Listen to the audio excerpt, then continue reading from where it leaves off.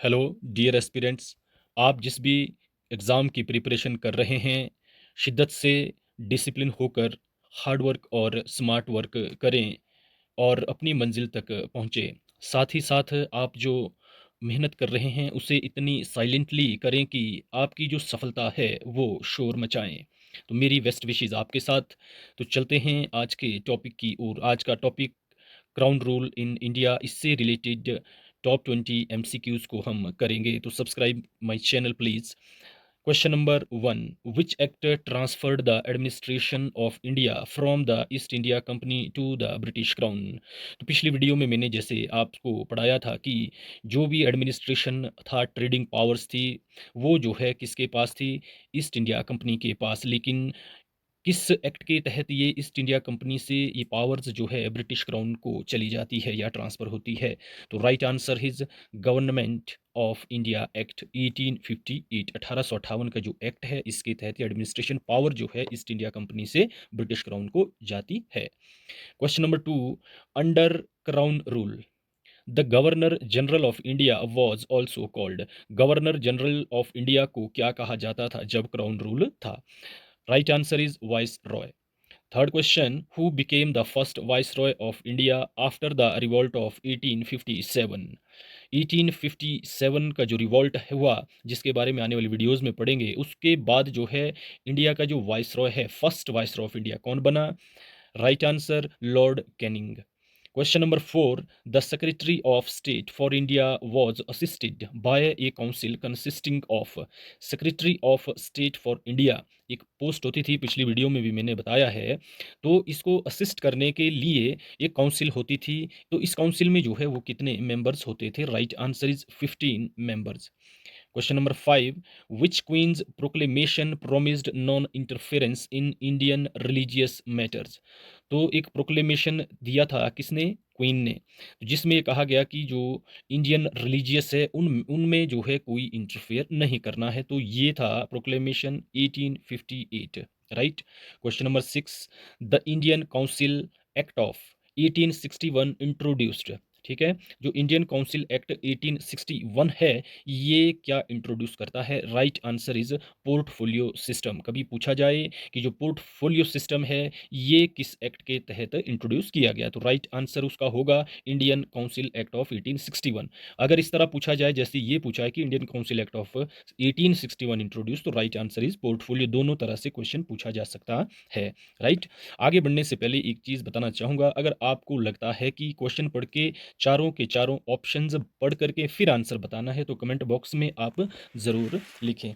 ठीक है, तो मैं उसी तरह से आपको कंटेंट प्रोवाइड करवाऊंगा। राइट। ये मैं इसलिए करता हूँ क्वेश्चन पढ़ के डायरेक्ट आंसर बताना, ताकि जो है आपका टाइम ज़्यादा कंज्यूम ना हो, because time is very precious. और जो प्रीलिम्स एग्जाम है कम्पिटिटिव, विभिन्न कम्पिटिटिव एग्जाम के, वो जो है नज़दीक है, इसलिए टाइम बचाने के लिए आपका क्वेश्चन पढ़ करके मैं डायरेक्ट आंसर बताता हूँ। तो जैसा भी आपको लगे कमेंट बॉक्स में आप ज़रूर बताएं। तो once again I request, subscribe my channel please, like and share. Question number 7, who is associated with the policy of local self government during crown rule. Who is associated with policy, ये जो policy है कौन सी policy? Local self government crown rule के समय। तो ये किसने की? लॉर्ड रिपन ने। कई बार पूछा जाता है कि who is the father of local self government, वो भी कौन है? Lord Ripon. ठीक है, लोकल सेल्फ गवर्नमेंट किसने इंट्रोड्यूस किया? लॉर्ड रिपन ने। Question number 8, the vernacular press act was passed in. Vernacular press act जो है पास कब किया गया? ऑप्शंस है 1876, 1878, 1882, 1885। तो right answer, very important question है, ध्यान दें आप। Vernacular press act was passed in 1878। ठीक है, ये जो है लैंग्वेजेस से रिलेटेड था, जिसमें कहा गया था कि लोकल लैंग्वेजेस में जो है कोई भी मैगजीन या न्यूज़पेपर को पब्लिश नहीं करना है। Next question, which vice Roy passed the vernacular press act. तो वर्नाक्यूलर प्रेस एक्ट आपने जैसे पढ़ा कि 1878 में पास हुआ, लेकिन यहाँ क्वेश्चन पूछा है कि ये कौन सा वाइस रॉय था जिसने इसको पास किया? लॉर्ड लिटन ने। लॉर्ड लिटन ने क्या है? वर्नाक्यूलर प्रेस एक्ट को पास किया। Question number 10, the Ilbert bill controversy occurred during whose tenure. एक जो है कंट्रोवर्शियल बिल था इलबर्ट बिल, ये किसके टेन्योर में लाया गया या किसने इंट्रोड्यूस किया? तो right answer is Lord Ripon. Ilbert bill controversy, इसमें एक मैं एक्स्ट्रा इन्फॉर्मेशन आपको देता हूँ, आपने जो भी पढ़ा होगा वो साथ में वो भी रिमाइंड हो जाएगा कि जो इल्बर्ट बिल कंट्रोवर्सी है, ये इंडियन जो जजेस होते थे वो जो है फॉरेनर की जो कंट्रोवर्सी या कोई भी किसी प्रकार का केस होता था उसको वो नहीं सुन सकते थे या उसका वो डिसीजन नहीं दे सकते थे, right. Next question, question number 11, which act introduced separate electorates for Muslim, मुस्लिमों के लिए जो है अलग से इलेक्शन वगैरह की इंट्रोड्यूस किसने किया, किस एक्ट के तहत? Right answer Indian council act 1909, इसको जो है मॉर्ले मिंटो रिफॉर्म भी कहा जाता है या मॉर्ले मिंटो एक्ट भी कहा जाता है। बीच बीच में मैं आपको एक्स्ट्रा इन्फॉर्मेशन भी देता रहता हूं और साथ ही आप देख सकते हैं इससे related question, the Morley Minto reform are introduced, right answer 1909, 1909 में। Question number 13, who annulled the partition of Bengal in 1911, तो बंगाल का जो पार्टीशन हुआ था, ये भी मैं बता देता हूं कि जो बंगाल का पार्टीशन है, partition of Bengal, very important question, ध्यान दें आप, पार्टीशन ऑफ बंगाल कब हुआ था? 1905 में, ठीक है। और इस किसके टाइम में हुआ? ये लॉर्ड कर्जन के टाइम में। लेकिन इसको जो है एनल किया गया यानी कि रद्द किया गया पार्टीशन ऑफ बंगाल को 1911 में। ये किसके समय में हुआ?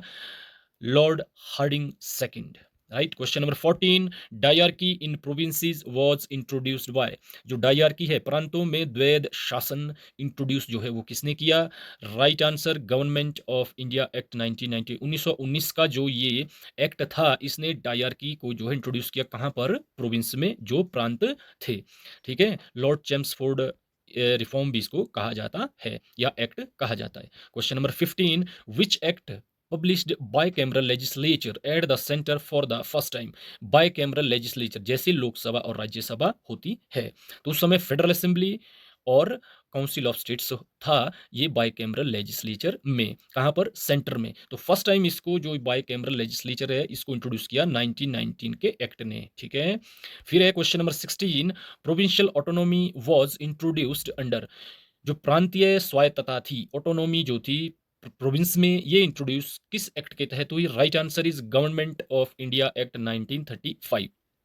डियर एस्पिरेंट्स, सब्सक्राइब करें मेरे इस चैनल को और मैं ये वादा करता हूँ जो भी मैं कंटेंट आप तक पहुँचा रहा हूँ इसको क्या है कि मैं साथ साथ ही आपसे लर्न करवाऊंगा, ठीक है। Question number 17, which act proposed an all India federation, all India federation को जो है किस एक्ट ने प्रपोज किया? Right answer is government of India act 1935।